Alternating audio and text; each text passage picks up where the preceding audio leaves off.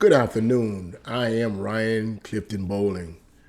Listen, I want to get right down to it. I was reading a article in Breitbart, and it's in reference to a group of school districts, I believe, in California that wants to eradicate D's and F's because they believe that that the pandemic has disproportionately affected negatively Latinos and African American students. And so they want to basically eradicate the D's and F's in order to help push the idea of social justice and put these kids on equal basis. So listen, I'm going to read a portion of this article and then I'm going to give you my opinion on this because this is just a crazy, well, maybe not, maybe I shouldn't say the craziest thing, but one of the craziest things that I've ever heard in my life. But guess what? You know what? I'm not surprised. I'm not surprised because ever since the Marxists, Frankfurt School Marxists have infiltrated this country, our educational system has gone downhill ever since. And no one seems to care. No one seems to notice it. This, to me, is the most craziest thing in the world. Why isn't anyone speaking out against this? But let me go ahead and read a portion of this article, and then I'm going to give you my opinion. The title of this article is California School Districts Dropping D and F Grades Will Help Pandemic-Era Students.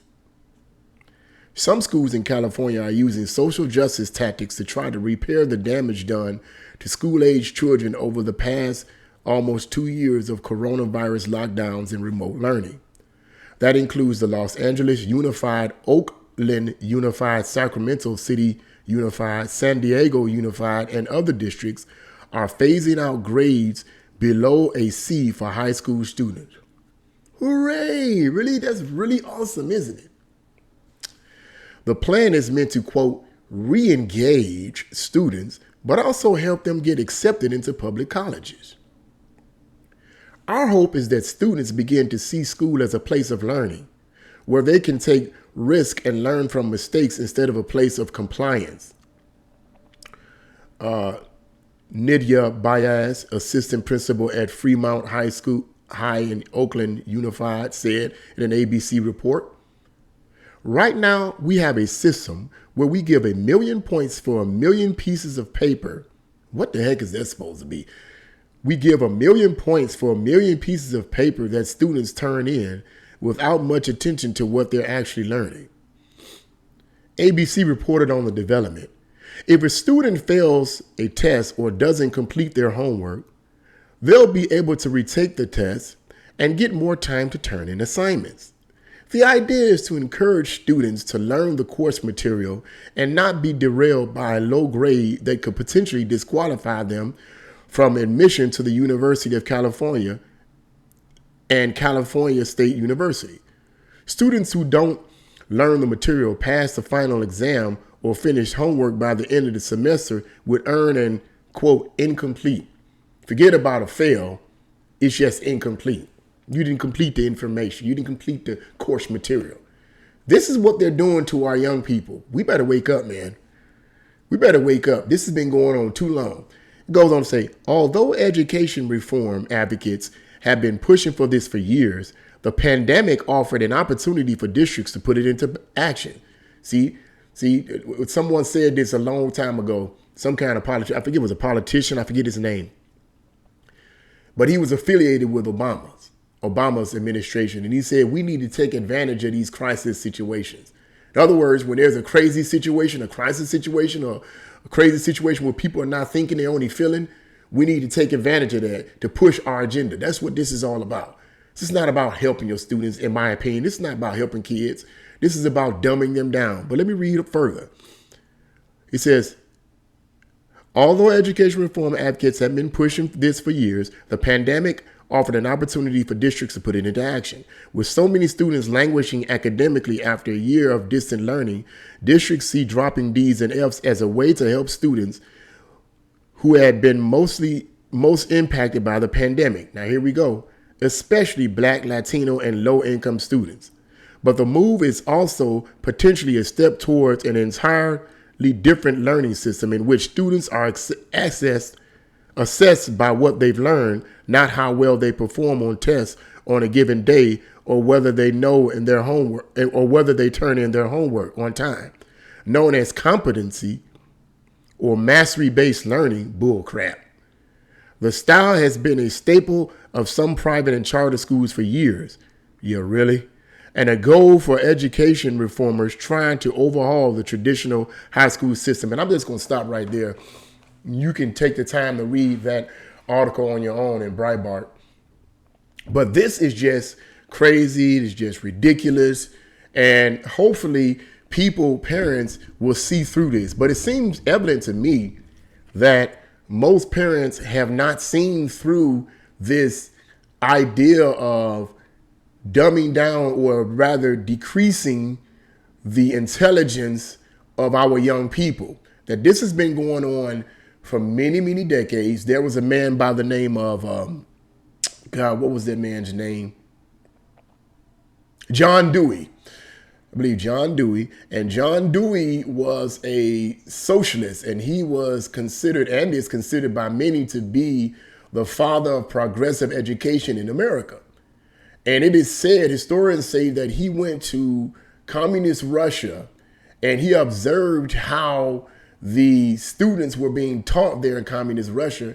And he brought that ideology back here. By the way, he was a socialist too, and he supported communism. And he brought that idea back to America, and he tried to implement. Not only did he try to implement, but he did implement some of those kind of ideas into many of the school systems in America. In fact, he was one of the co-signers of what is called the Humanist Manifestos 1 and 2. And in the Humanist Manifestos 1 and 2, they take away all belief in God. They believe that, we don't need God, we don't need prayer, we don't need the Bible in the school. We need to remove all of that, make it totally secular, and that education is not about learning the old classical way of math and history and science. And that's the old way. We need to get rid of that, and we need to use what he referred to as, and I'm paraphrasing it, experience-based teaching. In other words, sitting in the classroom and allowing the teacher to lecture them about what's right and wrong. According to his view, it's not the right way. Okay, and he's not the only one that holds or advocates this nonsense. But he says that's not the right way. The right way is allow these kids to experience things, and it's their experience that's the best. The saying, experience is the best teacher, that's probably where that come from, because his idea, John Dewey's idea, was that the experience of these students are the best form of teaching. So they would go out. That's where all these activities and stuff come from, doing these activities and stuff, because he considered that to be the best form of teaching. So as a result, these kids have a lot of experience, but they can't do an algebra problem. They can't explain anything scientifically.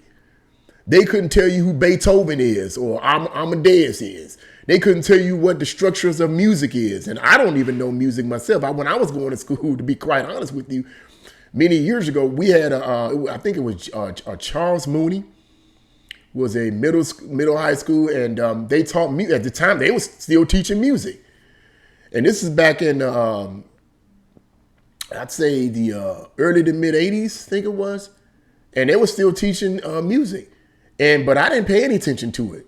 But I didn't pay attention to it because I was into my own thing. I was into movies, and I liked the horror movies and stuff like that. That's what I was into. So I wasn't into school at all. I daydreamed. But that's a whole nother story, and I digress. The point is that they were teaching things at that time in that school that a lot of schools have largely removed this kind of material. And you got to wonder why. Why remove this kind of material out of the schools? And I honestly believe that it is designed to decrease the young people's intellectual abilities, not increase them. Here they're talking about this. Notice what it said. They're trying to make it identity politics here in this article that I just read. It mostly affects Latinos and blacks. Now, here's a problem with this. Now, first of all, you said the pandemic mostly affected blacks and Latinos. So what you basically saying in an indirect way is that the pandemic is racist. What the virus is running around saying, let me go over here and affect these black kids over here and these Latino kids over here. I don't want to bother the whites and I don't want to bother the Asians. Let's just affect blacks and Latinos. Man, come on. You got to be dumb as a box of rocks to believe that. Far as I'm concerned, that's stupid. But here's the deal. Here's the deal that I believe that the reason why a vast majority of blacks and Latinos are still failing in school when it comes to academics. Part, if not the only reason for that, is because of culture. And I agree totally with what Thomas Sowell was saying in several of his books. That there is a negative pathology that's practiced among blacks and Latinos and other minority groups, but mostly blacks and Latinos. And that is, they simply don't take the time to study. In the early history of Black America, after slavery, blacks were hungry for education, and they showed it academically. It wasn't a lot of them because there was a lot of discrimination going on at the time. But when they did put forth the focus to learn, they excelled in academics, and some of their academics were greater than their white peers, and some were equal. But for the most part, it wasn't because of some kind of DNA mess. The DNA was messed up, or the genes was messed up, and somehow they just couldn't get with the program. That wasn't what it was. They were hungry to learn. But ever since the 1960s, and I'm not saying this is the cause, but I do believe this is part of the cause. Ever since the 1960s introduction of the Great Society by, Lyndon B. Johnson, when he introduced that Great Society thing in order to try to fight poverty, it not only introduced this idea of unwed pregnancies. You got girls having babies out of wedlock just to get these food stamps and get this subsidized housing. But it encouraged laziness. It encouraged young guys not to get a job. It encouraged girls to get pregnant without getting married so they could get the benefits. It encouraged it. Didn't cause it, but it certainly did encourage it and pushed it. And so academics began to fall because what's the point in studying? So, and then also, not only that, but certain liberal intelligentsia was teaching that certain pathologies among blacks shouldn't be eradicated because certain negative pathologies among blacks, according to these liberal intelligentsias, were saying they shouldn't eradicate that type of stuff. That's a part of black culture. In other words, being ignorant is a part of black culture is what they're basically saying. So we shouldn't eradicate that. So that mentality was being pushed among black people. And so any black person that tried to excel academically was considered trying to be white. So this is the pathology and culture that was passed down through the generations. And that's what you see going on right now. And among Latinos, but mostly among blacks. It isn't because blacks cannot learn. It's because they don't want to learn. And not all of them, but a vast majority of them. Think about it. Why is it that other people from other countries, I think it's for other African countries that come here, I can't remember, I think it's, what was it? Not the Haitians. I think it's the Haitians and a few other blacks that come up, might immigrate over here to America. They come to our schools and they excel. Now they're blacker than we are, and yet they excel academically. Now why is that? You can't say it's because they're black, they're excelling. The problem is they bring with them a desire to learn. Blacks in America today, in many of these lower income neighborhoods and cities, basically are not taught the value of education. They're not taught that when you get home from school, turn that TV off, turn YouTube off, quit making videos about twerking and giving lap dances, and just go ahead and open up that book and read and study. That's the reason why, because they simply don't want to study. They don't want to crack open the book. And that's the reason why you have so many failing blacks. It's a negative pathology that's been passed down through the generations. And trying to get rid of or eradicate D's and F's is stupid. is stupid, and it's a way, far as I'm concerned, to further decrease the intelligence of black people and people in period. Honestly, all people actually. But really, and I hate to make it racial, but it's affecting the rate of blacks more than anybody else. It amazes me that blacks do. It's just amazing, man. It's just amazing. When are we gonna wake up? When are we gonna wake up and stop pointing fingers and stop dogging people like myself and others who are trying to show you that you're being played like a violin? That these liberal politicians and these liberal academia are playing, liberal academia and liberal intelligentsia, like Thomas Sowell calls them, are playing you like a fool. When you gonna wake up? When you gonna wake up? So I just wanted to say that. I just wanted to make that point. What do you guys think? What do you think about what I just read? You know, you think that's a good idea to get rid of the D's and the F's in order to help these young people so that they can end up getting into some of these colleges? Or do you think that they need to just crack open the book and study? Because if other people from other countries who are just as black as they are can excel, then how come they can't? How come native born blacks can't excel? Don't give me that nonsense. We just lazy and we don't want to do what's necessary that needs to be done. Oh, but put a rapper before me or a sports figure before me and that's what I want to be all day. Get out of here, man. Get out of here. That's ridiculous. It's wrong, and I disagree with it. I know what you're trying to do, and no, I don't agree with that. But what do you guys think? Leave your comments in the comment section below. If you like this video, press the like button, share this video, and subscribe. God bless you all, and see you again.